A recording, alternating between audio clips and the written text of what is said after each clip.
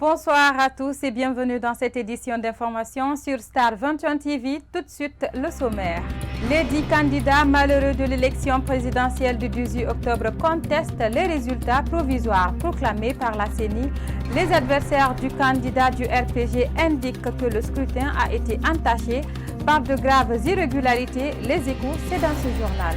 Peu achemine-t-on vers la dissolution du Parlement guinéen? En tout cas, question taraude les esprits depuis l'annonce d'une éventuelle dissolution de l'institution par Amadou Damaro Camara. Les réactions, c'est dans ce journal.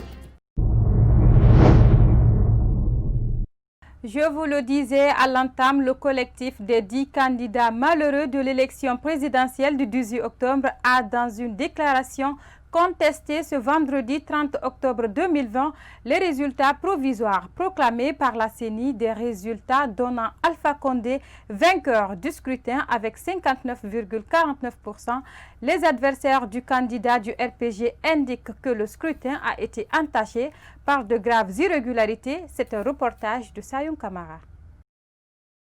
Le collectif à l'élection présidentielle du 18 octobre 2020 a animé une conférence de presse ce vendredi 30 octobre au siège du parti PAC. Cette plateforme, qui regroupe 10 formations politiques ayant participé au scrutin dernier, affirme sans surprise le rejet catégorique des résultats donnés par la CENI. Compte tenu des graves irrégularités enregistrées avant, pendant et après le scrutin, les participants ont décidé de rejeter catégoriquement les résultats provisoires proclamés par la CENI le samedi 24 octobre au Palais du Peuple. Le collectif dénonce plusieurs irrégularités avant, pendant et après le scrutin du 18 octobre 2020. Parmi ces irrégularités figurent en bonne place des substitutions, des falsifications et des disparitions inexplicables de PV lors de la centralisation. C'est pourquoi ces leaders demandent à la Cour constitutionnelle de dire le droit. Les candidats ont décidé d'introduire chacun un recours à la Cour constitutionnelle. Ils lancent un appel à cette Cour constitutionnelle pour qu'elle fasse preuve de responsabilité et d'objectivité dans le traitement du contentieux électoral. Le collectif invite la Cour constitutionnelle à dire le droit, rien que le droit, afin de rétablir la vérité des urnes et pour éviter de mettre en danger la paix sociale et la stabilité du pays. Pour l'heure, le candidat de l'ANAD a demandé à ses militants de faire preuve de retenue jusqu'à la publication des résultats définitifs par la Cour constitutionnelle.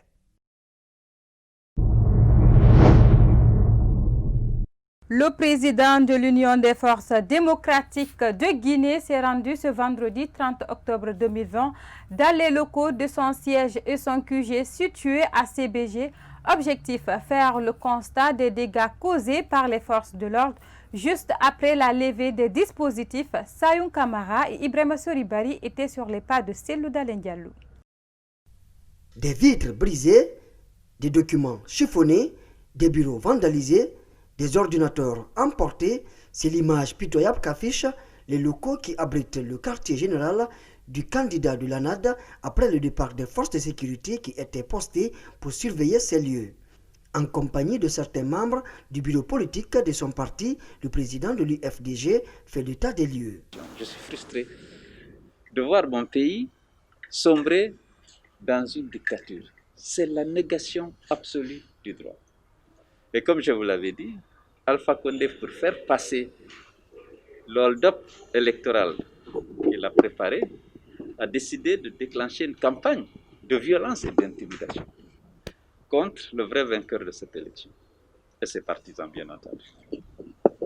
Donc depuis mardi, ce bureau était occupé, ils sont venus en grand nombre, cette brigade mixte qui relève de la présidence, qui comprend des gendarmes, des policiers et des bérets rouges.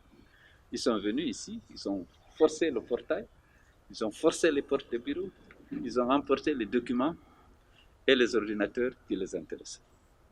Sans aucune base légale. Même constat au siège de l'UFDG Ici encore, des chaises tout comme le matériel de sonorisation du parti a été détruit durant le séjour des hommes en tenue. Selon le leader de l'UFDG, après 12 jours, il a fallu les instructions du ministre de la Sécurité et de la Protection civile pour que le dispositif soit levé. La plainte est déjà formulée. Mais vous savez, l'état de droit, c'est aussi la séparation et l'indépendance des institutions. Mais ici, tout relève du pouvoir exclusif d'Alpha Condé. Et c'est pourquoi il n'y a pas d'état de droit. Si la justice était indépendante, on n'aurait jamais toléré ça. Parce qu'une justice indépendante interpelle l'État. Bien sûr qu'Alpha a pris soin de ne pas mettre en place la haute cour de justice, étant donné que lui-même, ses ministres et son premier ministre jouissent du privilège de juridiction. On ne peut les entendre que devant cette haute cour. Ce n'est pas pour rien. Ce n'est pas pour rien que le tyran s'est abstenu, a tout fait pour que cette juridiction ne soit pas installée pour bénéficier de l'impunité totale. Donc, à l'heure actuelle, qu'est-ce qu'on peut faire? On va se plaindre contre X, même si les agents en uniforme qui étaient là sont connus, leurs photos existent, ils étaient là et ils assument. C'est le ministre de la Sécurité qui m'appelle pour me dire « Vous pouvez prendre possession de vos bureaux à partir de demain ». Le champion de l'Union des forces démocratiques de Guinée n'exclut pas de porter plainte contre les auteurs de ces actes de vandalisme devant les juridictions compétentes. On vous le disait également dans le sommaire, l'annonce d'une éventuelle dissolution de l'Assemblée nationale par le président de la même institution alimente les débats au sein de l'opinion politique guinéenne. Si certains observateurs trouvent cette annonce de Amadou Damaro Camara non fondée, d'autres députés partagent cependant cette idée politique de leur président. C'est un reportage de Mohamed Traoré et Alassane Souma. Si la dissolution de l'actuel Parlement peut ramener la paix en Guinée, je serai partant. Tels sont les propos du président de la 9e législature, Amadou Damaro Camara. Une éventuelle démarche pour la décrispation politique en Guinée que partage le vice-président de l'Assemblée nationale. J'appuie toute initiative qui pourrait permettre au pays de retrouver de la sérénité. Et si le président de l'Assemblée lui-même annonce la couleur dans le sens de l'apaisement, je ne peux que l'appuyer. Ce n'est pas parce que je suis député et même vice-président que je devrais me sentir visé ou vouloir me protéger. Il y a une vie avant l'Assemblée, il y a une vie avant la politique. Et la GCI est un parti qui est là depuis 10 ans, qui pèse, qui existe dans toutes les préfectures, dans les sous-préfectures, à l'international, dans toutes les 5 communes, les îles de l'Os.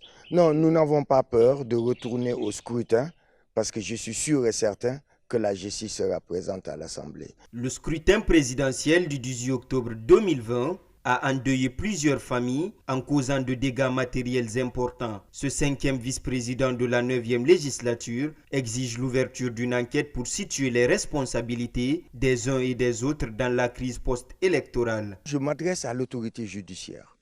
On ne peut pas continuer à surfer sur l'impunité. Il n'y a pas une seule élection, il n'y a pas un seul scrutin, il n'y a pas une seule manifestation dans ce pays sans qu'on ne compte des exactions, des pertes en vies humaines. Cette fois-ci, on a touché le fond parce que ce sont des bébés qui sont morts, qui n'ont rien à voir avec le scrutin. 12 ans, 13 ans, c'est inadmissible. Eh bien, il faut que des enquêtes soient diligentées dès maintenant. D'autant plus qu'on est dans un pays où le plus souvent, les acteurs sont à visage découvert. Donc ça facilite. Les voitures ont des plaques minéralogiques. Les unités qui vont sur le terrain ont une dotation. Donc lorsque vous envoyez des gens sur le terrain, on sait quelle est l'unité qui est au plan A, et de quoi disposent-ils. Qu'est-ce qu'ils ont utilisé comme arme conventionnelle. Et au retour, en faisant l'inventaire, on peut savoir qui fait quoi. Mais lorsqu'on a un ministre de la Sécurité qui ne sait même pas qui tue, qui fait quoi, c'est pathétique. Je crois que ce qu'il faudrait, c'est qu'en 24 heures, l'État puisse faire l'inventaire.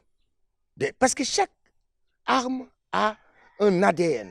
Chaque arme a un nom. Et identifié et octroyé à quelqu'un. Les munitions sont comptées, ce n'est pas des bonbons. Donc on peut savoir Qui a utilisé son arme? En attendant que la Cour constitutionnelle se prononce sur le verdict final des urnes, la CENI a déclaré le candidat du RPG Arc-en-Ciel vainqueur avec plus de 59%. Plusieurs opérateurs économiques et commerçants ont repris leurs activités ce vendredi 30 octobre 2020. Cela fait suite à la demande du groupe organisé des hommes d'affaires, une façon pour les citoyens de s'approvisionner en denrées de première nécessité pour éviter la rupture de stock en cette période de crise post-électorale. Suivez la réaction de certains citoyens de Conakry. J'exhorte les commerçants à ouvrir les boutiques. Vous savez, la vie économique est très dure. En fermant la boutique, ça accroît la crise. L'élection s'est passée, bon, les gens sont appréciés, d'aucuns ont apprécié, d'aucuns ont critiqué. Mais le résultat sorti des urnes publiées par la CENI, nous devrions être derrière ce résultat, parce qu'on ne peut faire autrement. Je les amène à comprendre les choses dans le bon sens, à ouvrir les boutiques pour que les activités puissent se reprendre. Moi, c'est mon annonce aux commerçants, ce n'est pas parce que je suis en train de faire un jugement, mais j'espère que la CENI, ce que la CENI a donné, on ne peut pas aller au-delà de ça. Donc qu'ils comprennent ce tact-là et qu'ils ouvrent leur boutique et que les activités continuent. Bon, par rapport à la situation actuelle économique, je peux dire que nous sommes tous gênés parce qu'actuellement les choses sont ralenties. Donc rien ne bouge comme on le souhaite et chacun a peur par rapport à sa situation actuelle. Donc moi, ce que je peux demander aux Guinéens, c'est l'apaisement et de se comprendre, surtout les acteurs politiques. Donc rien ne peut se faire dans la guerre. Donc la guerre n'est pas bon, c'est quelque chose qui peut détruire. On peut commencer où ça commence, mais on ne connaît pas la fin. Donc tu peux penser qu'aujourd'hui tu vas commencer à ça et le sort, c'est Dieu qui connaît comment ça va se sortir. Donc moi, ce que je peux demander à tous les citoyens guinéens, d'accepter de se comprendre et accepter d'ouvrir les choses pour que les gens puissent... Parce qu'il y a certains qui vivent du quotidien. Certains aujourd'hui n'ont pas les moyens pour garder à manger. Donc je sais combien de fois certains, quand ils sortent, même pour avoir 10 000 francs, c'est tout à fait un problème. Donc ce que je peux demander aux opérateurs économiques, d'accepter d'ouvrir et de laisser les opposants d'aller au dialogue. Parce que rien ne peut se passer sans le dialogue. Ce que je peux dire à ce sujet, oui, c'est bien d'ouvrir les boutiques. Mais même si on ouvre les boutiques, il y a ces personnes qui n'arrivent pas à aller faire les achats dans ces boutiques. Parce qu'ils ne sont pas sans savoir, la majeure partie des Guinéens vivent du jour au jour. Et même si on ouvre les boutiques et si les activités de temps en temps sont à ralenti, ça ne peut pas arranger. Et même dans ces boutiques-là aussi, moi je pense que même si on ouvre ces boutiques, il faudrait d'abord qu'il y ait la paix. S'il n'y a pas la paix, même si on ouvre ces boutiques, demain ou après-demain, on risque de refermer ces boutiques. Alors pour cela, d'abord, il faudrait d'abord que l'État joue son rôle. Et après maintenant que chaque citoyen joue son devoir. Parce qu'il ne faudrait pas parler seulement de l'État. L'État, oui, même si l'État doit faire quelque chose pour nous. Mais il n'y a pas une personne qui doit réclamer son droit sans pour autant faire son devoir. À ce niveau, moi je pense que oui, il faut réouvrir les boutiques. Mais si l'État ne fait pas d'abord la stabilité pour que si ces boutiques-là ouvrent et que ces boutiques-là ouvrent pour une bonne fois, on risque de les refermer après. À l'abbé, les fidèles musulmans ont mis le Mawlud à profit pour implorer le Tout-Puissant Allah pour le retour de la paix, le renforcement de la cohésion sociale, la sécurité des personnes et de leurs biens en Guinée. Vous le savez, cette fête commémorative marque la naissance du prophète Mohammed, paix et salut sur lui. C'est une dépêche de notre correspondant basé dans la région de Fouta.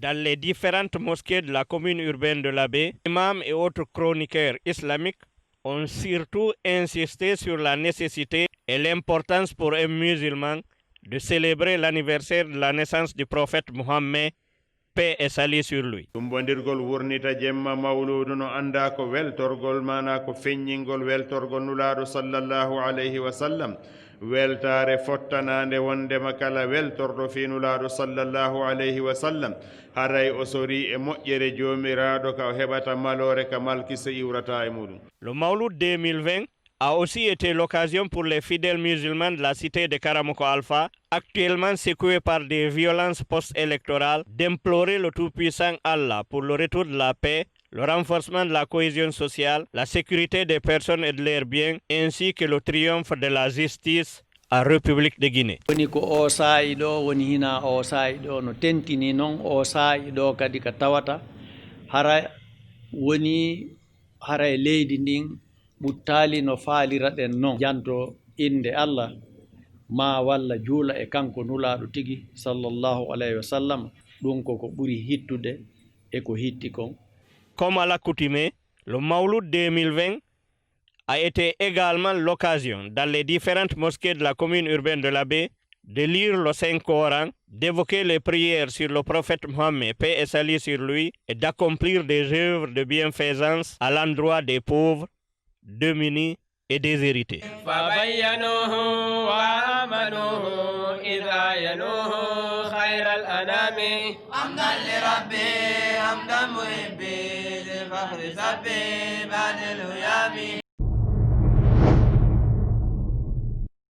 Pour finir, un prélude à la double confrontation contre le Tchad comme temps, 3e et 4e journée des éliminatoires Cameroun 2021. Le sélectionneur de la Guinée a dévoilé une liste de 23 joueurs pour affronter le Tchad en novembre 11 et 15. Il y a eu plusieurs cas d'absence signalés dans le rang du Sili national. Parmi eux, Mohamed Yatara qui s'est exprimé via Instagram. C'est un commentaire de Mohamed Salou Diallo. Si l'absence de certains joueurs est justifiée par la qualité de leur championnat et d'autres par leur méforme actuelle, concernant le remplacement d'Ibrahima Kamara par Mamadou Kane, le sélectionneur guinéen s'est exprimé en ces termes.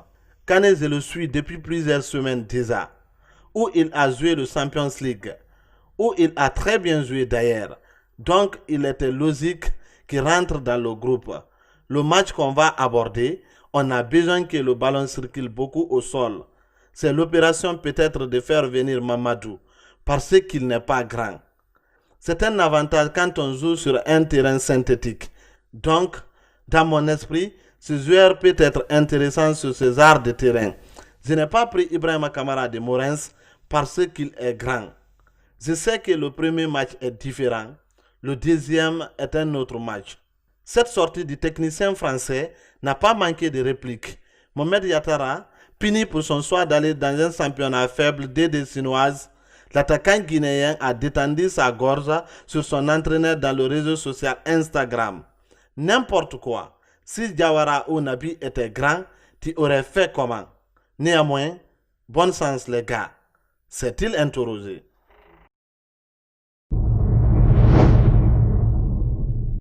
Ainsi prend fin cette édition d'information. Merci de nous choisir pour vous informer et prenez soin de vous.